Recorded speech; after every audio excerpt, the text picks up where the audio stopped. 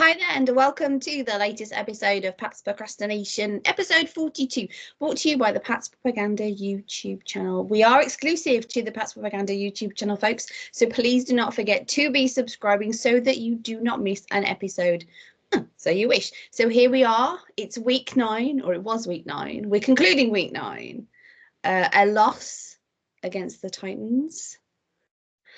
Chudders, how are things with you? Hi, Claire. I'm okay, thanks. I've had a fun weekend of more of the same, though. Sadly, isn't it? Hey, oh, she's coughing. So I'll start off by saying I think we all think it's pretty much some of the same. That we're getting more and more impressed with Drake May, and possibly more and more worried about everything else. What say you, Claire? Yeah, mostly everything else. There are some points that are more significant than others. There are some points that have some very valid excuses, and had they not succumbed to injury and things, maybe things would be a little bit different. But that's the NFL. It's the way of the NFL. So, you can only do what you can do. There are some very glaring, obvious issues. Do you still wish to do like offense, defense, or are we still doing that? It feels like it should just be prefaced of That was the plan. Plenty to talk about. Okay. You rock on. No, that's fine. You go with your. I don't think it'll take very long. Well, at least the goods anyway. But we just do well to argue about something, don't we? So go on then. I'll start with an overarching feeling, which was you have receivers who can't receive, you have rushers who can't rush, you have blockers who can't block, you have a defense that wasn't much defending, you have a punter who cannot punt, but hey, hold on. You have a quarterback who can quarterback, and he's looking better and better every week. He's got a long way to go. He's not by any means the perfect shiny article, but he's showing a lot of the traits that you want, a lot of skills that you want, and the ability to learn and develop. And that's the good positive thing. Go on. Okay. What do you want to kick back on there, Claire? No, I wanted to mildly push back on we don't have a punter who can't punt. We have a punter who has a couple of issues. I will not take. There's enough bad right now that we don't have to throw significant shade on the beloved Barringer. Yes, there was issues. I will not deny. I never deny the issues. But yeah, I'm not taking significant Barringer shade. I'm just not taking it. The end. Do you think he's performing well? He has his ups and downs. Hey, we all just like players sometimes, so come on. Fair enough. I think he's not a good game. I think he's had some bad punts this year. I never said he had a good game. I wish you would listen to what I say. I didn't say he had a good game. I like him as a player, so quit throwing tons of shade. You like Matt Jones as a player. Sorry? Like Matt Jones. That's not a great compliment. So now I'm in the wrong because I like a player. I didn't say he was good. I said I liked him. You need to listen to words, Chudders, actual words, and not just take on what you like, in all fairness. But you said we were doing offense, defense. So offense. Go on. What was good on offense, Claire? As you said, you go first. Right. We all know that May's great. You've already said that. So there's that one. I think Hunter Henry, whilst not perfect, has been doing a bang-up job, especially showing his sort of veteran experience, maturity, whatever, when he was pushed out of bounds, stayed out of bounds so that he didn't get thrown the ball to show, me as I'll be ineligible sort of thing. So there's little things like that to show that whilst people don't think he's like the sparklingness that he's like, what, Kittle, Kelsey, okay, no, of course he's not up there. He's a damn good tight end, and at least we've got that veteran presence, and at least we've got him. I just wish that he wasn't the only positive thing other than the quarterback on the offense at the moment, because it's putting extra pressure on an individual who's being a binky for May, really. Like you said, we have wide receivers that can't receive, and that is obviously frustrating and also baffling me. How do we have so many that can't even catch? Isn't that like a key thing? I can catch. Probably not brilliantly, but I can catch. You don't pull that face. You don't know. You've never thrown me a ball. You don't know. I can catch. I'm starting to feel like I could catch better than these wide receivers. Now, I couldn't run faster, of course, but I could possibly catch better. What worries me is how you fix that. Surely you don't need an elite wide receiver to have a wide receiver that can catch the ball and, you know, score you some points. They don't need to be elite. And then you've got some of them being given huge contracts, and then as we record this like stupid early on Wednesday morning, just why I look like crap, you've got the trade deadline completed yesterday, ended yesterday, and you've got reasonably top wide receivers in some cases going for not much of a pick, and then you've got wide receivers that I hear aren't amazing going for like an even better draft pick. It's the wide receiver market and just the wide receiver situation in general has me completely baffled at the moment, I must admit. And not just like Patriots, just the level of just in general over the NFL. What is going on right now? There you go. You can do the offense now. Well, okay. Initially on receivers, there's been a few receivers that have changed teams. There wasn't really any that I was really jealous. I mean, wasn't as really jealous of the current Pat situation. No. Just there's quality receiver. You know, I'm not saying Devontae Adams isn't a quality receiver. Obviously, he went a couple of weeks ago, but I don't think he was the right fit for what the Patriots need now, trying to rebuild. The one name that I heard that I thought, oh yeah, that would have been a great deal, but obviously didn't happen, was bringing back Jacoby Myers. That's a Vegas team that are now need to rebuild completely, having not played well. Maybe you could have given them something to get him back where he's been a pretty solid receiver, continued in the same vein he was here. His previous problems seem to be with Belichick more than necessarily the Patriots as a whole. So with that issue gone, maybe he'd be open to return. Anyway, that's not happened. I don't think that'll happen now. But that was just I could have seen that. Would have been happy if they'd have found a good deal there on that one. Go on. One point I wanted to mention on the wide receivers that I found very interesting, because like I said, the whole landscape of it baffles me. And I didn't necessarily mean I was jealous of any that the Patriots didn't pick up. I just meant the scope in general has me wildly baffled with value and things like that. But Jason McCourty was on Patriots Talk with Tom Curran recently, and he was, obviously I'm taking this sort of a bit out of context, but one of the things that he mentioned that sort of bothered him was how the wide receivers need to shut up.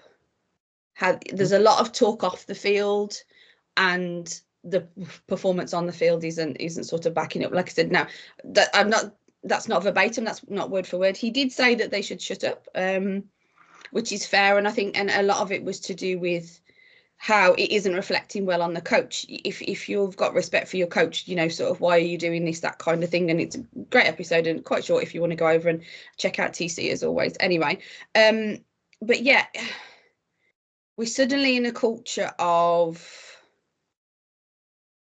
how can they be spouting so much when they are performing so badly on the field? And like I said, I hate to repeat myself, but I do that a lot. So just the landscape of wide receivers has me surprised, and how it's performing, how it's turning out. Surely the ability to catch isn't a coaching thing. It's just a skill set that most wide receivers have. Geez, most NFL players in general have an ability to catch, because you've got like obviously linebackers and safeties and such looking to get interceptions. So it feels so fundamental that they're just so bad at it at the moment. But yeah, anyway. So I'd say on jealousy, that I'll be honest, there are a couple. You look at Lab McConkey, Coleman at Bills, players who the Patriots could have taken with a second-round pick before they traded down, and they chose not to because they went with Polk, who can't catch a cold, and all he's doing is negative plays. Um, what was he, false start or he got a penalty at the weekend? Like Wasn't it holding? No. He's a detriment to the team, not a positive in any way at the moment. It has to be said. You look at the players they could have picked up, and this I don't know. Is there a talent evaluation issue there? Why did Patriots decide to go in that route when all the scouting, there's many different sort of scouting guides out there. I'm not saying one particular, but they all thought that particularly those two names that I mentioned, were higher rated. They had better seasons at the college, and everyone thought. Personally, on draft night, I thought, I'd love it if we picked up McConkey. I couldn't believe he was still available, and they traded out. They didn't get it, and he's gone out and he's proving to be again. It's almost like Myers, that sort of reliable underneath slot receiver, always catching it, always in space. Like that's exactly what the Patriots needed, and it's disappointing that their receivers seem to be so bad. I would say on the coaching, yes, receivers should be able to catch, but I don't know what they're doing in coaching. But is there something there? Are they not working on the jugs machines enough? Are they not developing them? Are they using the wrong coaching techniques in the receiver room? Because it's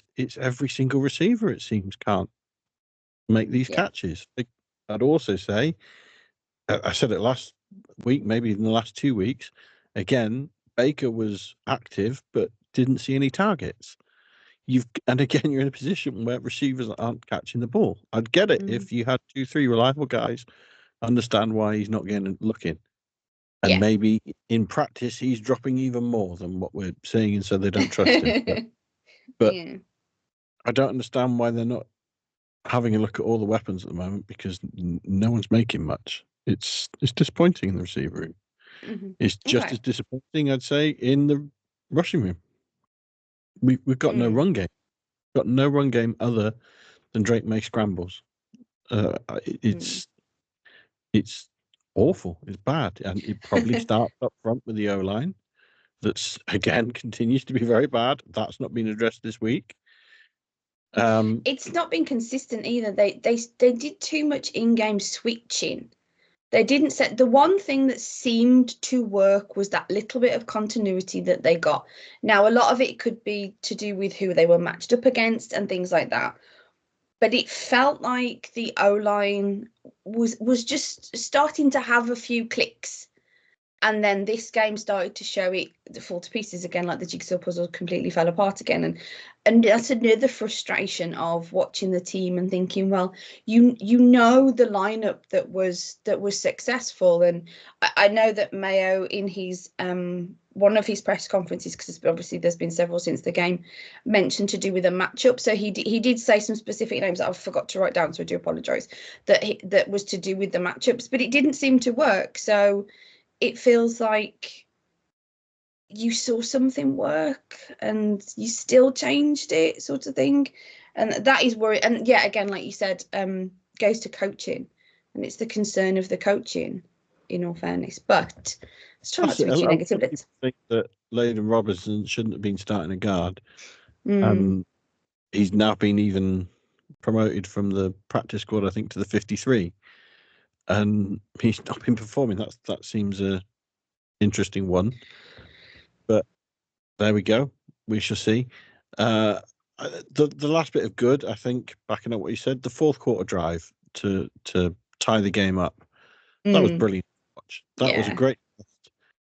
That's what I've wanted to see these past few weeks, is rather than giving up on these final drives and taking a knee. In this case, it was even meaningful, and they managed to produce it.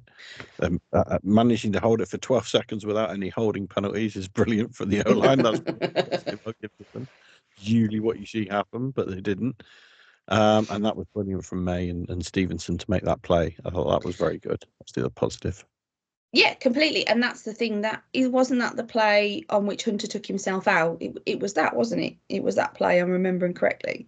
So it showed maturity and consistency with three of our offensive players, with May, Stevenson and Hunter. If I'm getting that right, apologies folks if I'm not. So there's some good on the offense, as bad as it can be. There is some good on the offense. Now we need to switch to defense, else we'll run out of time anyway. Complaining. Before we go, I want to say something bad about Drake May. I didn't think his decision Okay. making. Do we need I to think he spend made time some on errors him? there, particularly that last throw, the bomb down the field into double coverage, the interception that ended the game in overtime. Mm. And I thought some of the clearly, I don't know, a screenplay being called, let's say, and he was letting that play develop, and that's what he threw to. But it was so obvious that was what's happening. They were getting lit up. It was hospital passes before they could take a step. That's where an experienced quarterback, and so I'm saying it's experience, it will come with his learning, would see Yeah. that, okay, that's what we had, that's what we've called. But if I do that, we're going to have a negative play here because he's going to get lit up by that linebacker. That's not the play I should be betting. You're almost better throwing it away or looking downfield. Where are your other options? Mm. And there was a couple of times when I thought he made bad reads. So that's just something I'm sure he'll develop. That'll come with learning.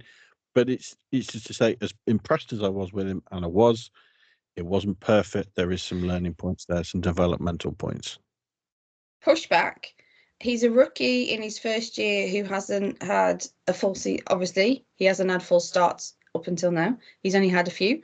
Is it 4? Am I right in that number?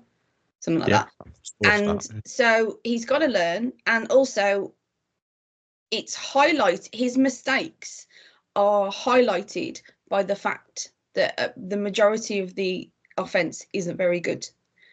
If we had better receivers, better O-line or whatever, you would find that those glaring points would be less glaring. They'd still happen, they'd still be there because he'd still make mistakes because he's still learning, but we wouldn't be focusing on them quite as much. We'd just say, oh, the kid's got to find his feet, this, that and the other, because they're sort of losing significantly because of everything else. It just shines the light more on what he's not doing correctly. And I think that's a bit unfair because if he was in a bit of a better offense, you wouldn't be poking it quite so much because it wouldn't be quite so significant. It wouldn't be quite so obvious. That's just my pushback on that because I have to try and push back a little bit.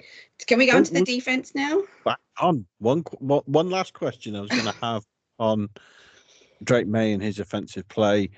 Obviously, hanging around for 95 yards, was brilliant on his feet, scrambling. What's your view of that? Are you happy with him?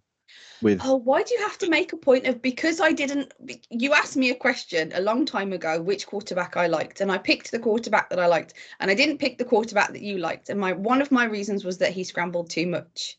That was it. I didn't say I didn't like scrambling quarterbacks. I didn't say I didn't like quarterbacks that can use their legs. I just didn't want that particular quarterback for many reasons, and that was one of them. It so isn't I'm that I so don't like a are you quarterback that happy? moves. You're happy. I'm I'm fine. happy. I'm, You're I'm happy. happy that he's able to move. Right. Yeah. Excellent. That he That's fine. has to is a little bit of, but that's nothing to do with him. That's to do with everything else around him. So the fact that he has to do it so much is a concern at this moment. The fact that he can, obviously, in this league is a positive. It was just he was the quarterback that I wanted. I'm happy with it. Thought I'd check in on that one. So defense, go on then. What was good? Gonzo's good. I'm not saying he was like amazing, trying like he's still good. He's a quality player. I didn't have many notes from this game, shockingly. I did have one that Gonzo had a nice run man on Ridley in the it was later in the first quarter, pushing him to the keeping him to the sideline and stuff. So I know that the guy's got skills. He's still got some time to go, and it feels like this is his rookie year because of the injuries, that kind of thing. So all the rookies get certain passes because they're still learning, and the NFL is a big thing. But if you want to pinpoint a good on defense, he's still my good on defense. I'm glad that they picked him, and I'm still happy to be championing him even when he doesn't have the best game, because I know he hasn't had some consistency up until now. He's had some flashes though, so still sort of in on him. Yeah, he was all right. He seemed to be mostly manned with Ridley. He was obviously their third receiver. Ridley finished with 5 for 73, so that's fairly productive for him. He seemed to get into pockets of space over the middle quite a bit, which is again mainly his game. No, I thought the secondary played in front of them. They seemed to not want to give up any big plays. and I thought that they gave up some space over the middle, some space in front of them to ensure that they weren't going to get beat deep, which led to some of those drives that were more death by paper cuts than by. It was okay, but still, again, you look at the stat line, and I don't rate Rudolph much as a passer, but he finished with 240 yards. He had a better passing stat line than our quarterback. Now, I would say and I'm sure you would, that's down to a lot of the receivers as well for the Patriots who weren't catching the ball. But you allowed Rudolph to have a better passer rating than your own quarterback, who we were all impressed with. And rushing, again, they pretty much did what they want. 167 yards on the ground. They pretty much did what they want. Our run defense is not good at the moment. You're going to say that probably starts up front with defensive line. It's getting pushed around, moved around, creating the holes. And every single time they seem to go, Pollard, 128 yards on the day. He pretty much went wherever he wanted. It wasn't great. It wasn't good. It's a worry. The defense is not performing. We know there are a number of players injured that come back, and hopefully that would mean the team would be performing better. But what it's showing is what you do have. They are maybe a collection of, if you like, 2s and 3s more than number 1s. They can be great complementary pieces on a D line or linebacker, although I think Tavai had a productive day. But they're not necessarily the leaders, the number 1s that are going to overtake those that are out of the team at the moment. Any more you had? No, I agree, with what you're saying. I think it was Evan, and maybe incorrect. I think it was Evan on Patriots Unfiltered yesterday that said something along the lines of how they have a lot of quiet guys on the defense, a lot of quiet kind of number 2 sort of thing, and they need that voice, that power, that dominance, and they are lacking in that. And they've got the likes of is it, I've got this right now, Bentley's off injured, but he's still around to try and be a bit of a voice in the locker room. And I think they are suffering with that. They are suffering with, they have some good guys on defense, but they have some good quiet number 2 guys that need that extra bit. And whilst Gonzo, you'd say, he's a CB1, really, he seems to be one of those quiet guys more than anything. So he's not going to be a rally the troop situation. And, I suppose you could argue, well, that's like a defensive coordinator's job. And maybe it is, but he maybe doesn't seem to be working very well then, which is very unfortunate. And I really didn't want to talk about too much negative, but unfortunately, a 17-20 loss is going to be negative, isn't it, in a way? You need to be negative when it's a loss against one of the worst teams in the league. Yeah. They had a worse record than you, or same record, but arguably worse losses. I can give you a positive. They're a bad team, and they don't have a quarterback, and they've just beaten you. So it's fair to be throwing criticism at what you think. Yeah, but people aren't going to want to sit here and listen to us moan for half an hour. It's kind of what we're doing. I think they want to understand where the problems are and what needs to be addressed and how it needs to be addressed. We're not going to be able to tell. I don't think you can tell them it's all sunshines and rainbows and don't worry about it. No, but there are some positives. There is a positive. There's Drake May and there's to Henry, and I'm still clinging to we beat the Jets because I hate Aaron Rodgers. So I'm still going to cling to last week's win. Beat the Jets. So special teams, another great return from Jones. Yes. And do you want to have one now about Barron just kicking then? Because I thought it was awful.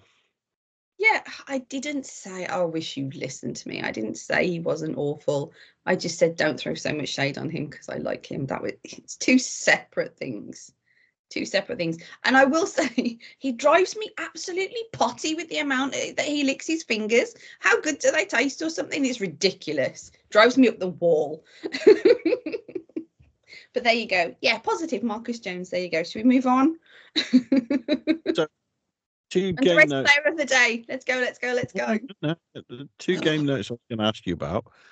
Would you have gone for two at the end of the game? Claire, the head coach. I don't know about this. Help us if that ever happened. Sorry? I said, help us if that ever happened, Claire, the head coach of the Patriots. That's mean. Saying I'm that bad? Charming. We just have 11 tight ends on the field on every single play. But just because I like them doesn't mean I'm not logical, and I'd want us to win games. So I'd want to win games. So you're not going to win games with 11 tight ends, obviously. You go for two. I really don't know. Because if you did and it was unsuccessful, then you've lost. At least with kicking extra point, you had the opportunity of overtime, although it didn't really work out. It's easy to say in hindsight, and this is why I never like to say, because we can sit here, oh yeah, they should have gone for two. Who am I to sit here and say that?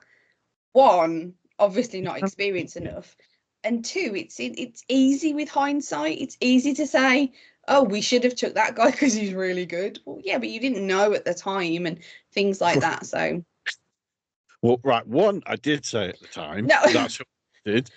Two, I went for two, and I was screaming at the TV to go for two. I did want to go for two at the time. I might have failed, and we might have lost the game then, and you could have said, "Oh, why? How do we go for two? Why didn't we go to overtime?" And yeah, but at the time, I thought, yeah, just go for two. But I wasn't too bothered if we'd lost. We're not in a position where we need to be back up. So if it's do or die, if this is last game of the season, you have to win. To get in the playoffs, okay, I understand the course. Right, let's make sure we're not losing this. Now, I kind of get that, but you're in a position where, you know what, if we lose, we lose. Let's go for it. I think I agree with how I can't remember what I was thinking at the time. It was days ago. With how they scored. No, I'm being serious. With how they scored, how it happened, how it transpired with not a Hail Mary, but obviously, with Stevenson getting that catch. I think maybe they should have gone for two because there was like that sort of adrenaline momentum. Let's just see. But there is the worry that they would have been unsuccessful because none of the receivers were catching. So it was a little bit like, trepidation. But yes, I don't disagree with your point. And yeah, as I said, with how it was going, maybe it would have been fun to see more than anything.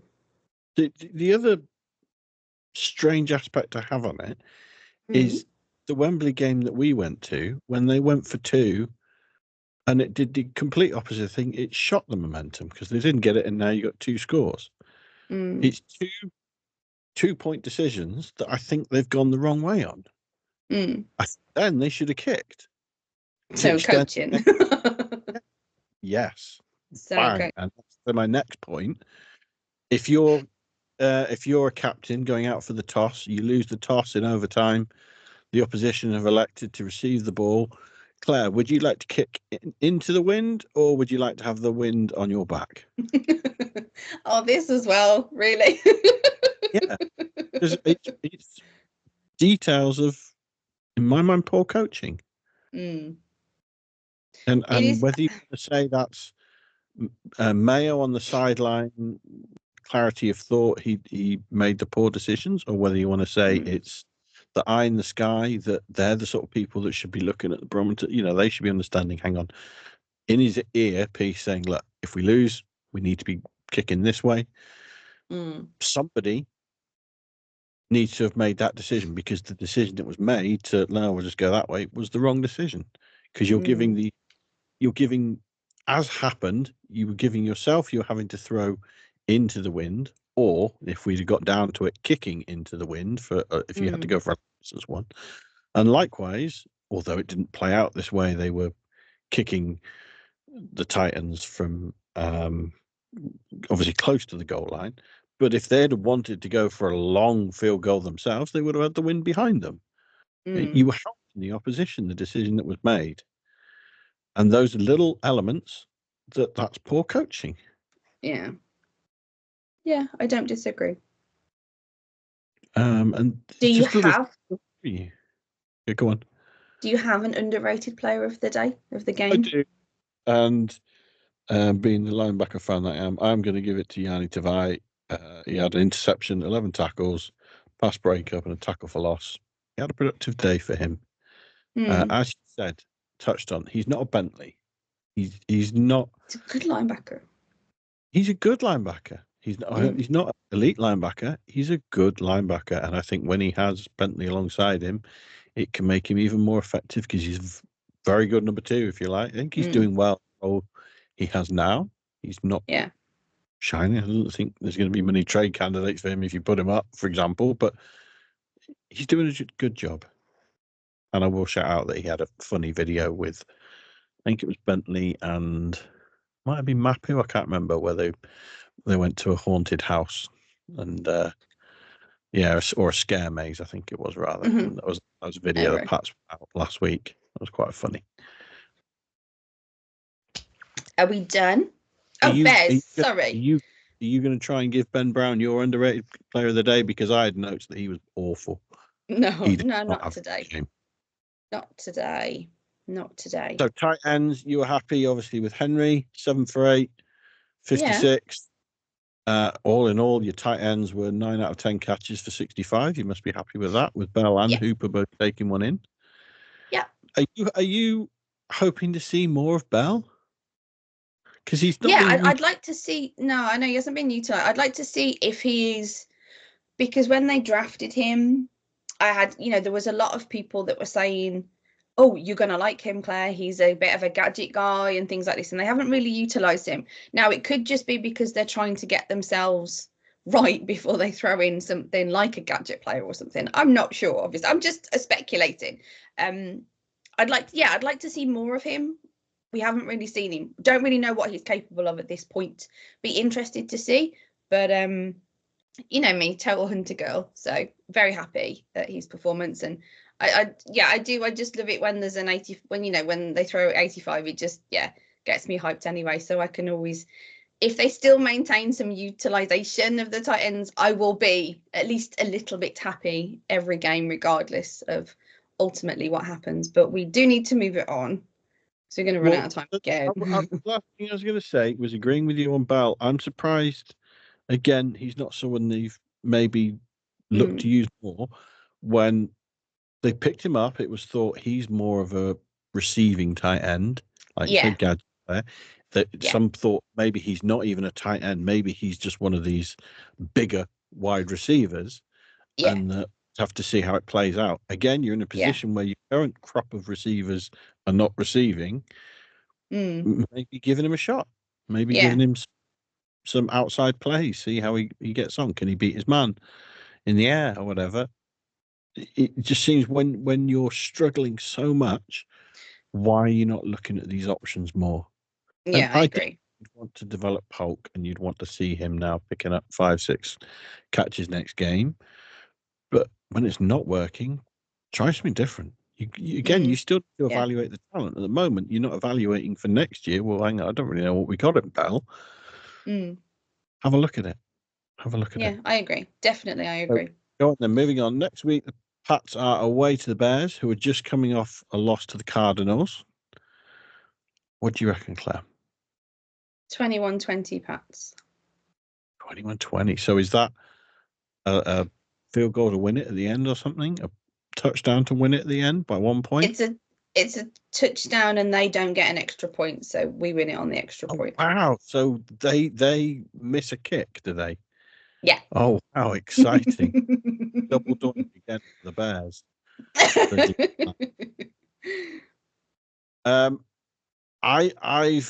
I've gone 2017 loss. The Bears are a strange one to predict. They've had some good play. Obviously, they've got a new quarterback in Williams who he's almost the best he's looked is off script. They're a strange team. Again, I think they're struggling heavily with coaching. I think that they've They've been let down there. Some of the decision making. Obviously, they suffered the Hail Mary loss the other week to the Commanders. That seemed to affect them mentally this week, where they seem to just be shut down. I think that's what could happen again if you manage to score maybe even 10 points, not necessarily even 2 touchdowns, but if you can get up in this game, then possibly they could quit on you. But that's also what we thought the other week against the Jaguars, and sadly that isn't what happened. Yeah, I think it's going to be a tough game. The Bears are hard to predict. They've got a lot of talent on that offense. You look at the names, DJ Moore, Keenan Allen, Adunze that they picked up in the draft. They've got some talent there. It's just whether they fire this week or not. So I've gone 2017 loss, sadly. 2017 loss. 20 to Sorry, 17. I thought you said 16. Okay. So hang on, I must be up because I think I predicted did I predict the loss last week? I can't remember now. I predict a win. Damn me. A 13-10 win. Oof. So you're on a 3 and I'm on 2, so you're only 1 ahead at the moment. Hey ho. I'm one Patriots win away from tying. And on that, we shall wrap up because we are running out of time and people can probably only stand this negativity for so long. We are supposed to be a half an hour show, folks, but you know, it is what it is. Have we even once hit half hour? I don't think we have. I don't think we have. Anyway, so that is it for week 9. Patriots at Tennessee, 17 to 20 loss. But we move on to the Windy City, as they say. So that is it from Chudders. I am Claire Clazzy Clare. Tune in next time, folks. And as always, go Pats. LFG.